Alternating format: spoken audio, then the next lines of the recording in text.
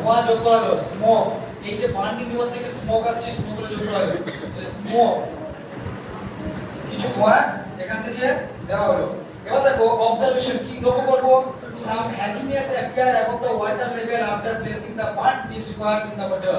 অর্থাৎ কিছু আমরা এমন কিছু জিনিস দেখতে পেলাম অপরিচ্ছন্ন, অপরিষ্কার কিছু জিনিস, যখন আমরা এর মধ্যে কি পেপারটা ঢোকালাম, ঠিক আছে, পেপারটা মুড়িয়েছি, কোনা করে পানি দিয়েছি, তাহলে পানিতে কি দেখেছি যে কিছু অবাঞ্ছিত জিনিস আমরা কি করলাম, কিছু অবাঞ্ছিত জিনিস আমরা কি করলাম সাবিনুর দেখতে পেলাম। এই অবাঞ্ছিত জিনিসটার মধ্যে কি হয়েছে, মেঘ সৃষ্টি হয়েছে, ক্লাউড। বলছি না ডাস্ট পার্টিকেল, ডাস্ট পার্টিকেল মানে কি ধুলোযুক্ত কোনো কণা, তাই তো। দেখো the misfit in the water the haziness simulate cloud information, এবং এই যে হ্যাজিলেট, এই যে বিভিন্ন রকম যে অবাঞ্ছিত পত্র দেখতে লাগে কি হলো, এটাকে এটা ক্লাউড সৃষ্টি করলো, কি করলো ক্লাউড ফর্মেশন, কি হলো ক্লাউড ফর্মেশন,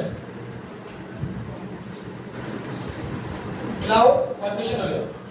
দেখো conclusion, the activity demonstrate how clouds can form through the condensation of water vapor around in a particle in the air such as dust or fog.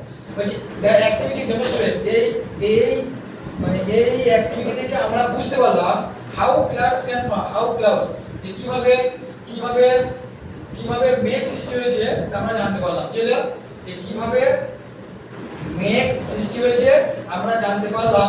তারপরে condensation of water vapour, অর্থাৎ জলীয় বাষ্পের ঘনীভবন হয়ে around টিনি particle, ক্ষুদ্র ক্ষুদ্র যে কণাগুলি আকাশের মধ্যে such as dust and fog, অর্থাৎ ধুলোর মধ্যে কিভাবে বিভিন্ন অবাঞ্ছিত পদার্থের মধ্যে কি মেঘ সৃষ্টি হয়েছে আমরা এই অ্যাক্টিভিটি